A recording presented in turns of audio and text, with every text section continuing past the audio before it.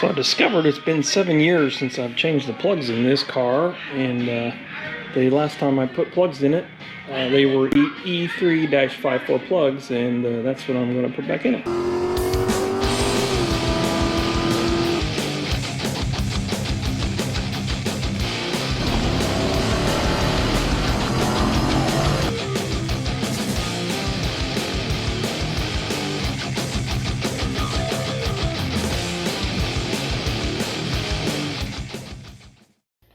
Today we're going to do a spark plug change on my 2000 Trans Am, and if you are familiar with the 4th gen, especially the LS F bodies, the number 8 plug, or old number 8 cylinder, is back here in the back, way back in there, and it is a very tight fit. And I have small hands, and even I have trouble getting it, wrenches and even my hand back in there. And I've read stories of, people taking their cars in to have plugs changed and shops not even replacing that plug, just leaving it. So, yeah, with the stock cowl and the AC lines, everything's, in stock location on this car. It is a very tight fit. Now, I'll show you my other car in comparison so you can see the difference.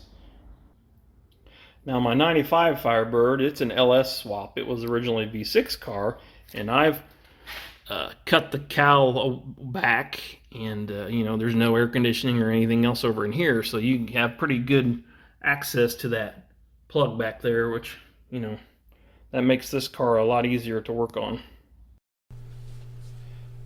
Changing the plugs on a 4th gen F body, I'm dealing with an LS car. I would assume the LT cars aren't a whole lot different, but you're going to need to plan, give yourself plenty of time, and have your favorite beverage there, and just stay calm, cool, and relaxed, as it's going to take a little bit, especially that number 8 plug that we will dive into later on. But my car, it's primarily stock. I do have aftermarket coils on it with K-Tech valve covers that do relocate the coils, their mounting location. So my plug wires are a little bit longer, but it's still the same thing as if your car had the factory LS valve covers and coils and plug wires on it.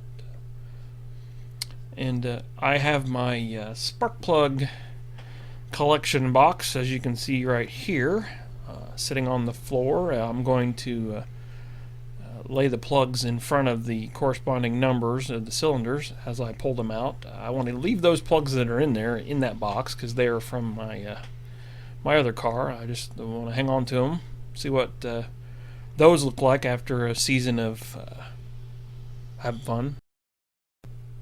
I'm just about to walk off camera right here, and I'm checking the clip in the end of the spark plug wire that clips onto the spark plug itself. I just want to make sure that it's not damaged in any way, and then I'm going to be able to reuse it.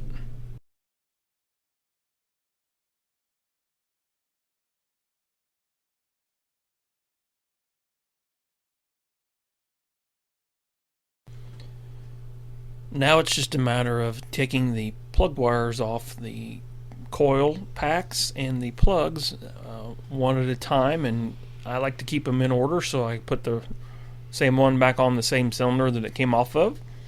And by the way, these suckers, the clips onto the plugs, were clipped on very well. I had to really struggle to get them suckers off, and that's part of the reason why I was checking the inside of each plug wire after I yanked it off to make sure that I didn't damage that clip, but they all looked fine.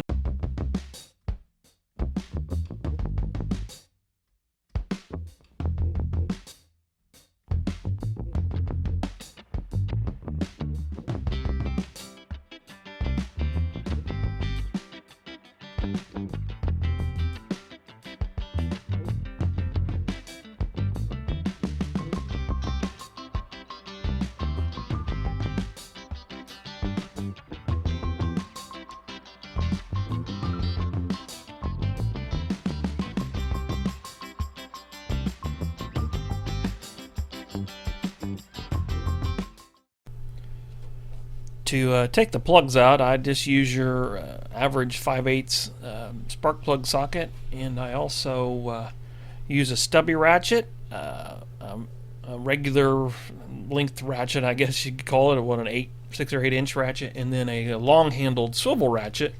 And then I use 2 or 3 different lengths of extensions because each plug seems to be impeded by something different in the car, so each one requires a different socket, extension, ratchet combination. So it's just a matter of playing around with it and some experience to see what works best for you.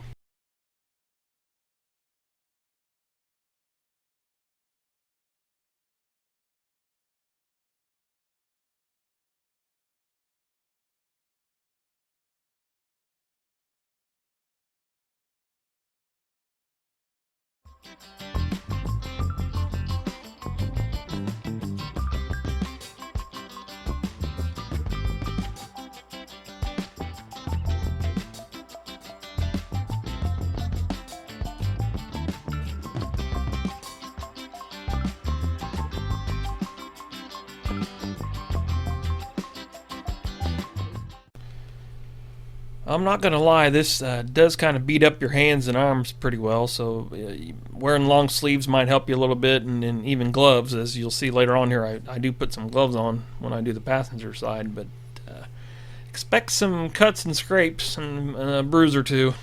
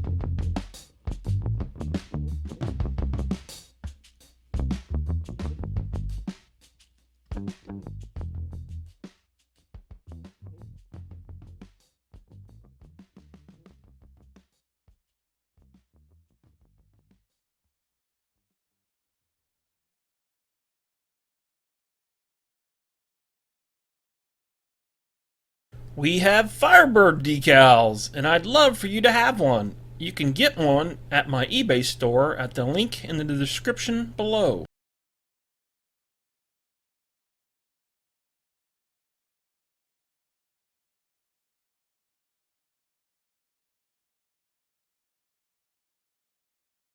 Oh, hooray, I dropped the socket.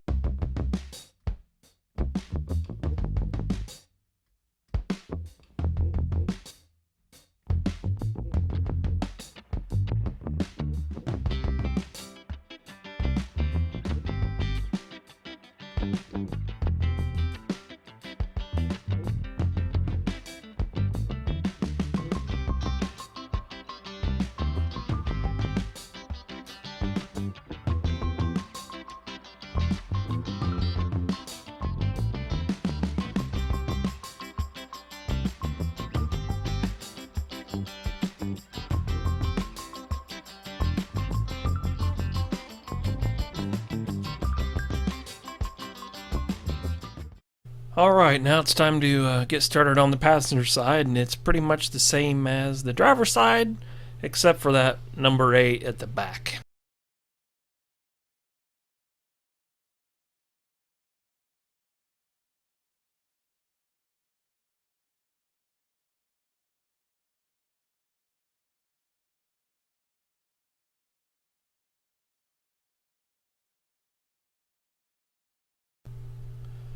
Removal's a simple process of elimination, very much like I did on the driver's side. This side has cylinders 2, 4, 6, and 8, respectively, starting at the front of the car. That's number 2, and then work your way back to number 8. And I just take them off one at a time, lay them down on the floor in the order I've taken them off, so I know where they're at. Make sure everything's groovy, and just keep on plugging away.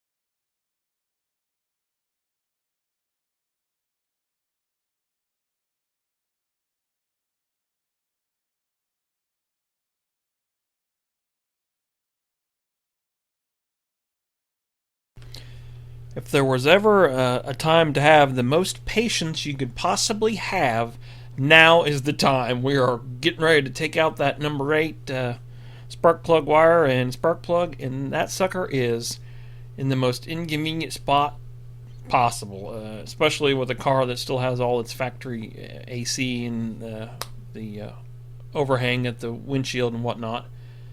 But if you pray, if you do yoga, if you smoke, if you drink, whatever, do a little bit to get yourself prepared for this, because it's going to take you a while, and your patience is certainly going to be tested, as is mine every time that I do it.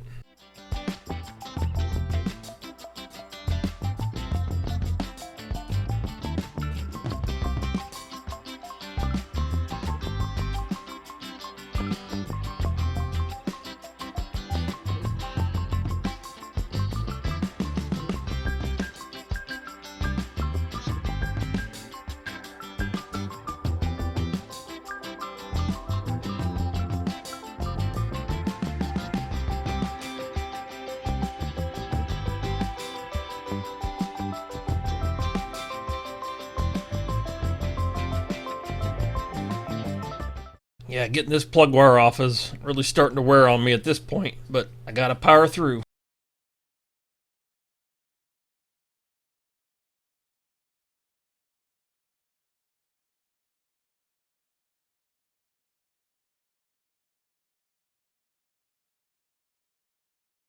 The struggle is just about half over, because now that I've got the spark plug wire off, I gotta fight back in there to get the actual spark plug out and replaced with a new one.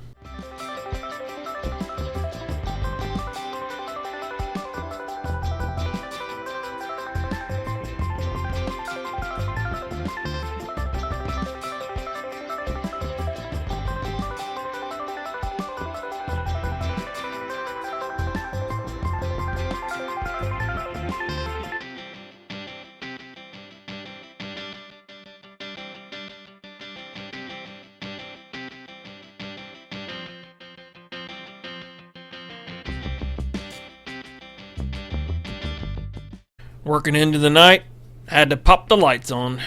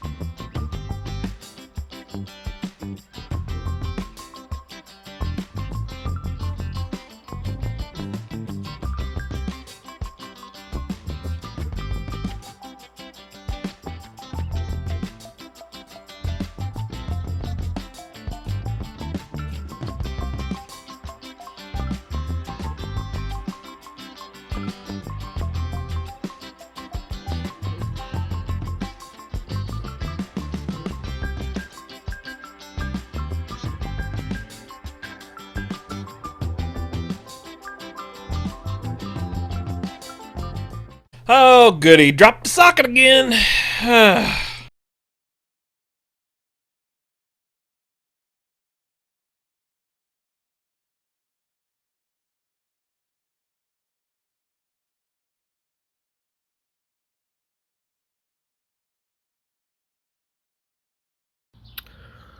All 8 plugs look pretty much the same after 7 years of use.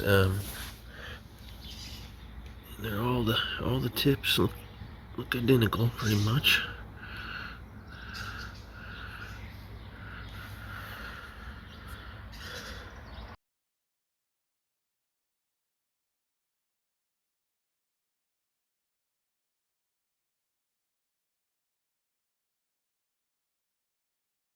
Woohoo! We're done. Now it's time to pop the garage door open and give it a test fire.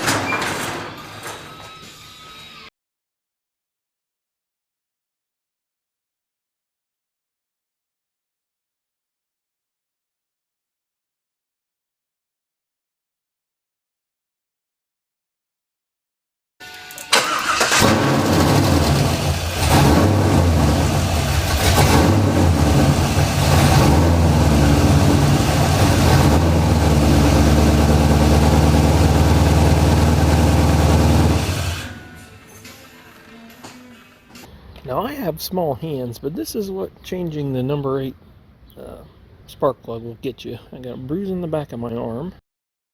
I got scratches up there, and I got hands all scratched up.